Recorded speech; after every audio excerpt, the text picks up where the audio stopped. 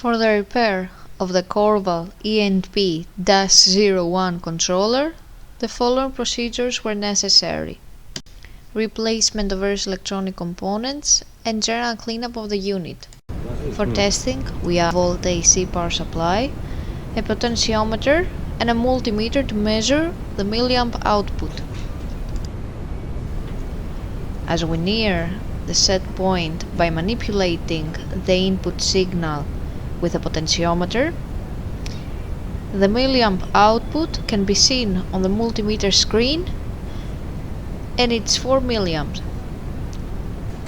As we get further away from the set point, the milliamp output is 20 milliamp.